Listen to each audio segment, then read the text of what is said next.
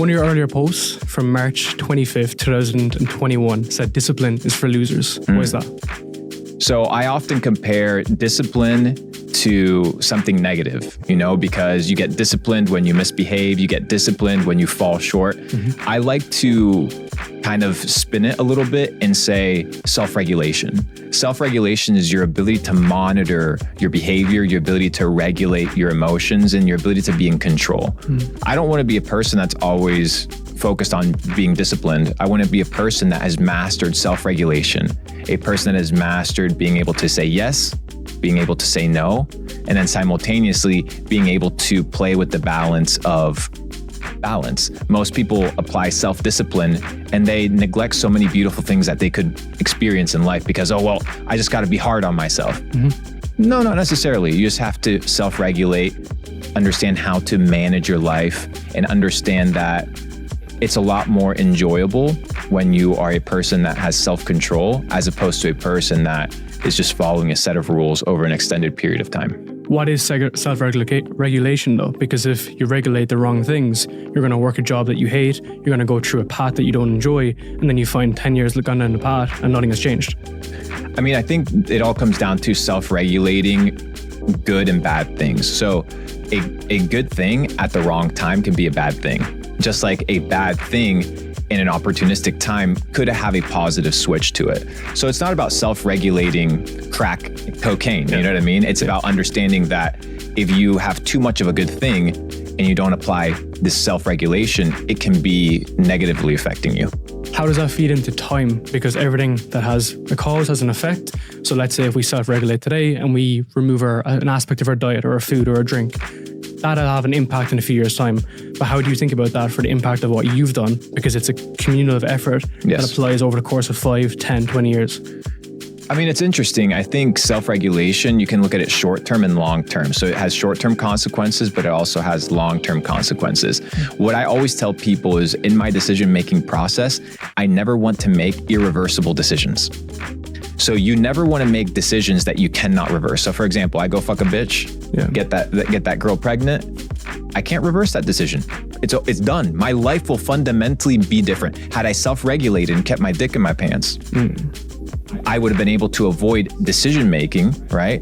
And consequences that will fundamentally change my life. So in the self-regulation process that I apply, I always avoid things that I can never fundamentally change. So I like to be able to, if I make a decision, because I can't see 20 years in the future, right? So those have real world consequences, these decisions. So I want to make sure that any decision that I make has a reversibility factor to it. What about on like a micro basis? So the decisions you're making today, food, health, diet, work, where you be, what you're working on, and the impact that will have even in the short term, 6, 12 months ahead. That comes down to self-regulation with regards to how I feel today. And does this help me achieve my daily goals? So for example, if tomorrow I have a very important meeting, it would be foolish for me not to self-regulate and go out tonight super late, go party, go drink, because it doesn't play into my ethos, into my objective short term. So you have your short-term objectives in order to complete your long-term mission. Yeah, of course. Talk to me about like the self-sabotage aspect around that, right? Because maybe people know they shouldn't be going out. Maybe they know they shouldn't be like abusing drink or drugs or food, but they still go and do it though. It's like, what do you think is at play there? It's two perspectives. What I tell people in the first side of the coin is make it so hard to lose that it becomes easy to win. So if you have junk food in your house and you're overweight, then what you're doing is you're creating a battle that shouldn't be there. Right? So what I need to do is remove all sort of distractions, understanding that I have a goal in mind. But most people, they enjoy to do the things that fuck them up. They enjoy to do things that aren't going to push them forward because they have no objectives and no goals. That's one side. And then the other side is understanding that there's real factors of addiction, real factors of psychological warfare that apply into how we operate that control us. So for example, how do you know that going out and partying and drinking is the ultimate version of fun if you haven't experienced a plethora of versions of fun. If all you know is that, then that's what you're going to revert to. So what I tell people is don't fall into the bullshit. Don't fall into the psyop of what somebody else has told you is enjoyable. Go and explore multiple things and don't become a slave to anything. The moment you become a slave to something, you lost. One of my observations of you is the fact that you don't have big commitments. You don't have a house. You're not stuck to one position. How important is that for you to be mobile and flexible?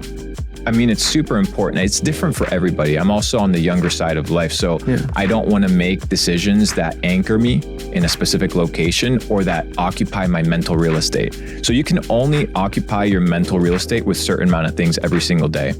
So I have things that I want to accomplish. If I'm figuring out when do I have to pay the mortgage, when does the gardener have to come home, how do I maintain my cars? Yeah, some people want these difficulties and these troubles. I just find so much peace and tranquility in having an open schedule, having freedom of mind so that I can develop myself. And if I'm not focusing on leveling myself up, then I find it uncomfortable. And it usually comes when I'm obliged or obligated to do certain things that are maintenance type things. And I want to stay away from that. That's the conditioning that's happening from the very early stages. Yes. And you wrote about before how if you can rewire your brain from early stages, the impact that's had, then you can have a life in abundance, true wealth and everything. How much do you think that it can be changed and how much do you think that can be just hardwired into us? Because people will say that the earlier years of your development will have a big impact for the rest of your life. I mean, it's true.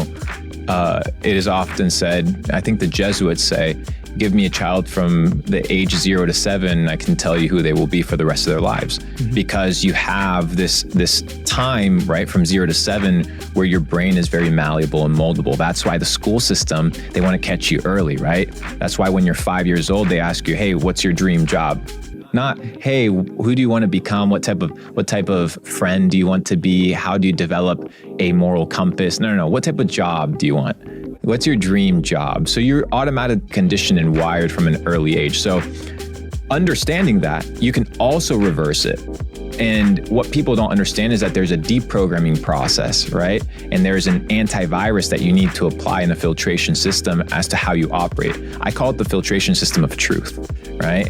You can use the scientific method, you can use different mental frameworks that let you arrive to a conclusion. And what I've understood in my career, in my life, is that oftentimes people don't stop, they don't think, and they don't evaluate the long-term consequences of their decisions.